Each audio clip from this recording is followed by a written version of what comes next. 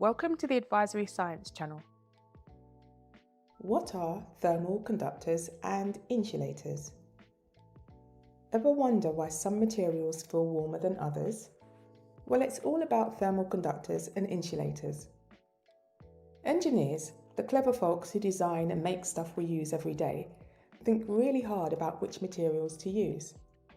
It all depends on whether they need to conduct heat or resist it. So what exactly is heat or thermal conduction? It's simply the way that heat moves from a warm object to a cooler one when they're touching. Some materials are good conductors. Other materials are poor conductors. Metals, aluminium, steel, iron and copper are all great at letting heat zip right through them. That's why we use metal pans to cook food. Gold, silver and platinum are even better at conducting heat, but they cost a lot, so we don't use them for everyday things. Now let's talk about insulators. These are materials like wool or foam that have lots of tiny air spaces which we call trapped pockets of air. Trapped air is a good insulator because it makes it harder for heat to pass through, slowing down the heat movement. This is why a woolly jumper helps you keep warm in winter.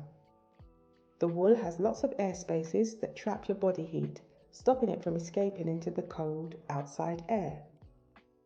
Insulators help maintain temperatures.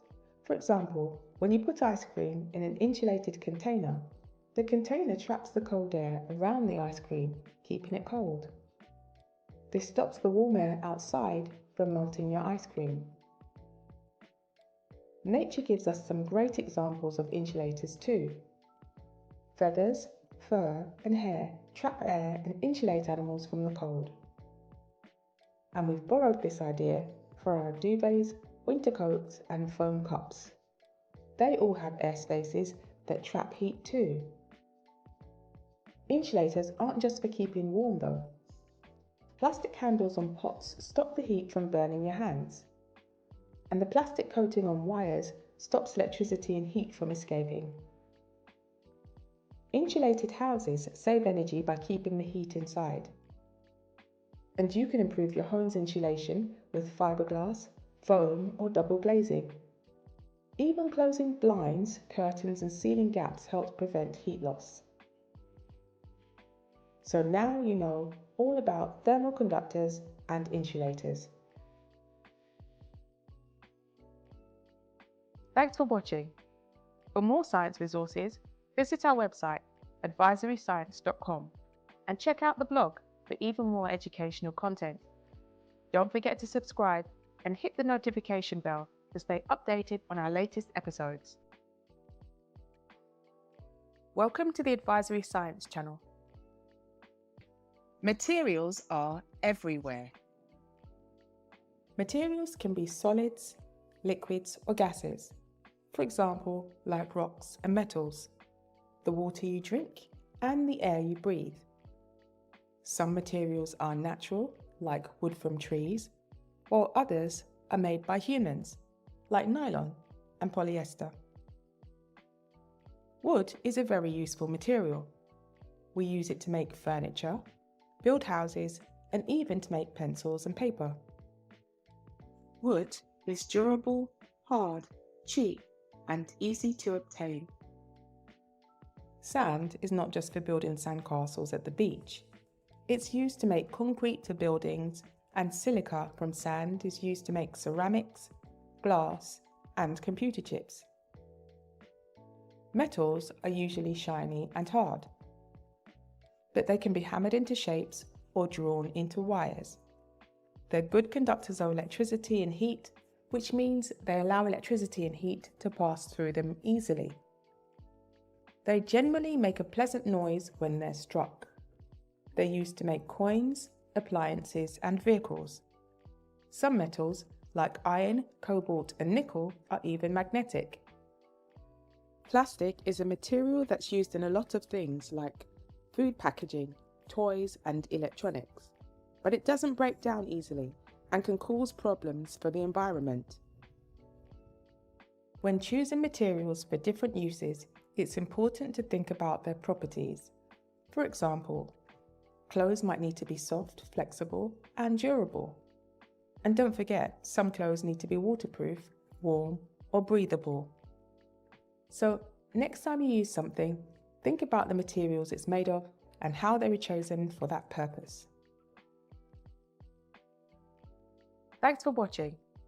For more science resources, visit our website, advisoryscience.com, and check out the blog for even more educational content. Don't forget to subscribe and hit the notification bell to stay updated on our latest episodes. Welcome to the Advisory Science channel. What happens when we mix materials? Look up at the air we breathe or down at the soil under your feet. What do they have in common? It may surprise you to know they are both mixtures. Mixtures are made when we combine two or more different materials together. Air is a mixture of gases like oxygen, carbon dioxide, and water vapor. Soil is a mix of sand, silt, clay, and even living and dead plants and animals. What happens when we add sugar to water? The sugar melts and disappears, right? Well, no. The sugar breaks up into tiny pieces surrounded by the water. Although we can't see it, we know the sugar is there because the water tastes sweet.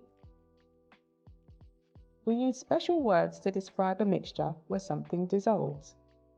The solid is called the solute. The liquid is called the solvent.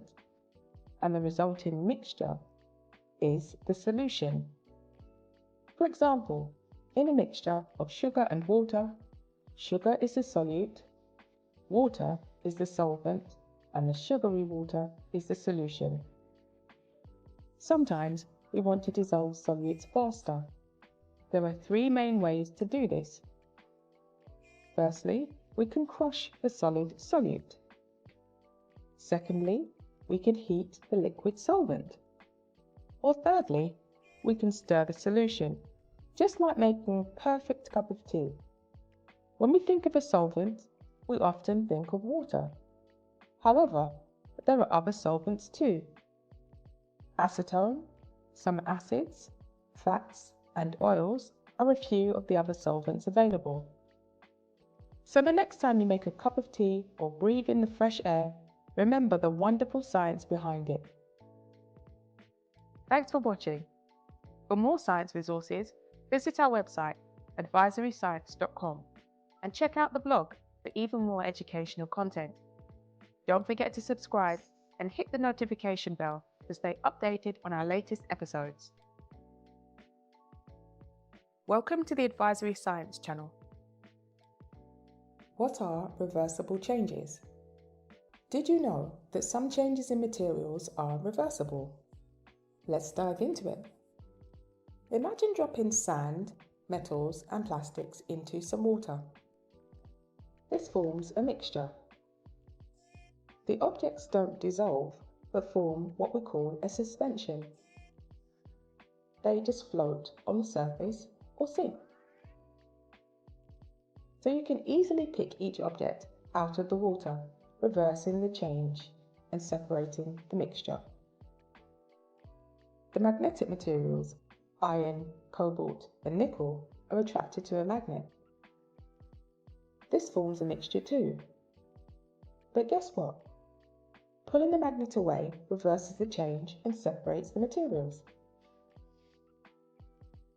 Changes of state are also reversible. Ice melts into water when it's heated, and water freezes back into ice when it's cooled.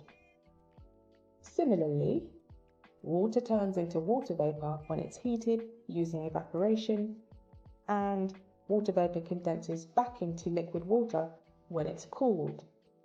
These are all reversible changes. Even soluble materials like salt can be separated from water after they dissolve. In this example, we can use evaporation. The water leaves the solution as water vapor, and the salt is left behind. this is yet another reversible change and we separate the mixture. So, reversible changes are everywhere. Thanks for watching. For more science resources, visit our website advisoryscience.com and check out the blog for even more educational content. Don't forget to subscribe and hit the notification bell to stay updated on our latest episodes. Welcome to the Advisory Science channel. What is an irreversible change? Imagine making a cake and then trying to unmake it back into eggs, flour and sugar. Sounds impossible, right? Well, that's because it is. Cooking is an example of an irreversible change, where new substances are formed that can't be changed back. A cooked egg or toast can't be turned back to their raw form. Burning is another irreversible change.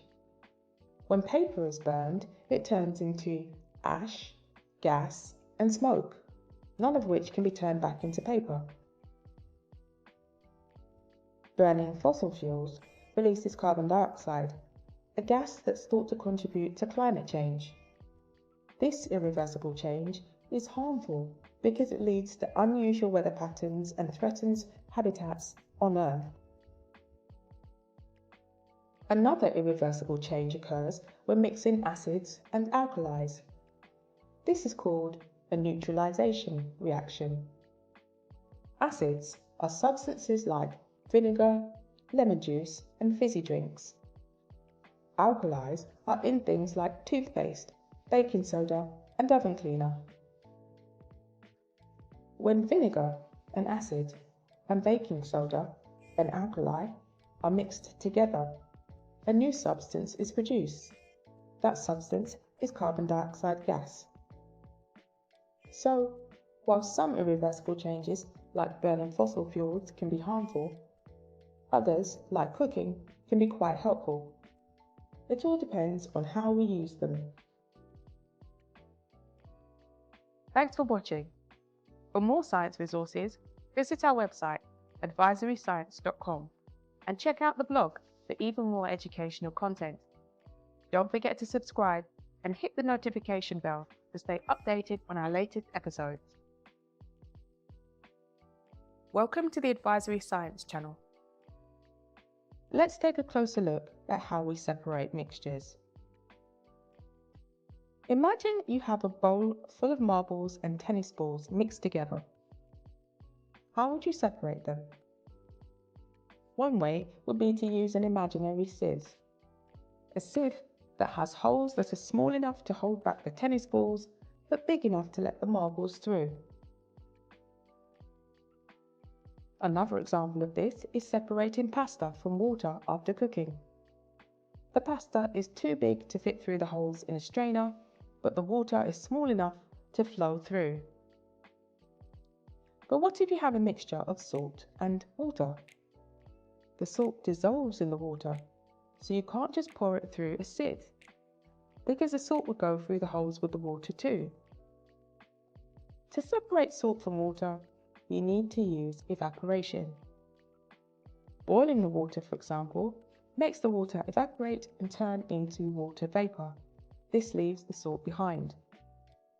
So, by using different methods like sieving, straining, or evaporating, we can separate mixtures and collect each material in its original form. Thanks for watching. For more science resources, visit our website advisoryscience.com and check out the blog for even more educational content. Don't forget to subscribe and hit the notification bell to stay updated on our latest episodes.